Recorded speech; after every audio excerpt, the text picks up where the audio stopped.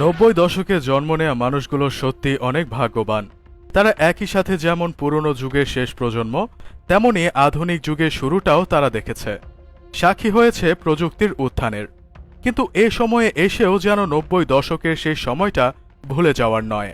সে সময় 4 আনা বা 25 পয়সা দিয়ে পাওয়া যেত নাবিস্কো লজেন্স, পাশাপাশি পাওয়া যেত কালার গাম নামে লম্বাটে ধরনের চুইংগাম, যা মুখে দিয়ে চিবানোর পর রং পাল্টে ফেলত।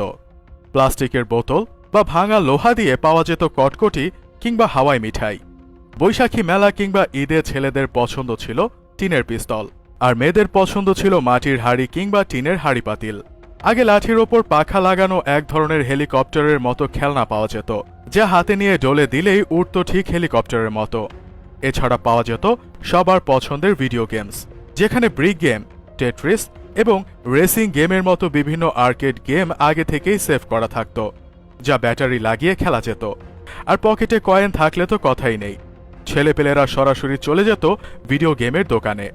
উদ্দেশ্য মোস্তফা গেম খেলা, যার আসল নাম ছিল ক্যাডিলাক্স অ্যান্ড ডাইনোসরস। এক কয়েনে ডাবল ড্রাগন বস খতম করতে পারা ছিল সেই সময়কার ট্রেন্ড। বর্তমানে খেলার জায়গা না পেলেও তখন ছিল না খেলার মাঠের অভাব। বিকেলবেলা মাঠে খেলাধুলা ছিল নিয়মিত ব্যাপার। লুকোচুরি, কানামাছি, ছোঁয়াছুঁয়ির মতো খেলাগুলোর নাম এলে তখনকার কথা মনে পড়ে যায়। তবে এত খেলাধুলার শর্ত ছিল একটাই, সন্ধ্যার আগে বাড়ি ফেরা চাই। সন্ধ্যা হলে শুরু হতো পড়াশোনা, কিন্তু অপেক্ষা ছিল শুধু লোডশেডিংয়ের। এরপর কুপি বা হারিকেনের আলোয় যতটুকু পড়া হতো তা বলাই বাহুল্য। চাবি ঘোরানো টেলিভিশনে চলত কেবল ভিটিভি। অবশ্য ওটাই ছিল তখনকার সময়ে যথেষ্টর চেয়ে বেশি কিছু, কেননা সব রকম বিনোদন তখন এই বিটিভিতেই মিলত। বাংলায় ডাবিংকৃত বিদেশি সিরিজ যেমন the Avengers of Sinbad, Robin Hood, ম্যাকগাইভারের ছিল দারুণ জনপ্রিয়তা। এছাড়া ছিল Tarzan, mysterious island, RoboCop, X Files, Mister Bean, Hercules সহ অনেক টিভি সিরিজ। মিনা কার্টুন তো ছিলই, আরও ছিল woody woodpecker, Papai, samurai x, Jumanji, captain planet, জঙ্গল বুক, গডজিলা। সেই সাথে ছিল শুক্রবারের অপেক্ষা, কেননা সবাই মুখিয়ে থাকত আলিফ লায়লা দেখার জন্য। সেই সময় আরেক জনপ্রিয় চরিত্র ছিল কোথাও কেউ নেই নাটকের বাকের ভাই।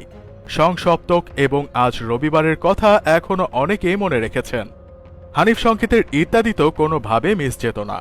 90 দশকের মানুষদের প্রায় মিলেনিয়াল বলা হয়, যদিও সে সময়ের অনেকেই জেনারেশন জি বা জেনজির মধ্যেও পড়েছে। রবিনহুড আর ম্যাকগাইভারের মতো চরিত্র থেকে অনুপ্রাণিত হয়ে বাচ্চা ছেলেরা অনেকেই তাদের অনুকরণ করার চেষ্টা করত। একটু বড়রা চুল লম্বা করে আর একটু বড়রা ফ্রেঞ্চ কাট দাড়ি রাখার চেষ্টা করত। সেই যুগে পছন্দের চরিত্রদের ছবিসহ স্টিকার আর পেন্সিল বক্স রাখার ঝোঁক ছিল। সময়ের সঙ্গে সঙ্গে বিটিভির সোনালি দিন যেন মলিন হয়ে এসেছে, তেমনি 90 দশকের সেই আনন্দগুলো ফিকে হয়ে এসেছে। কিন্তু এখনো আমাদের মনের অন্তঃস্থলে সেই সময়ের স্মৃতি বিরাজমান।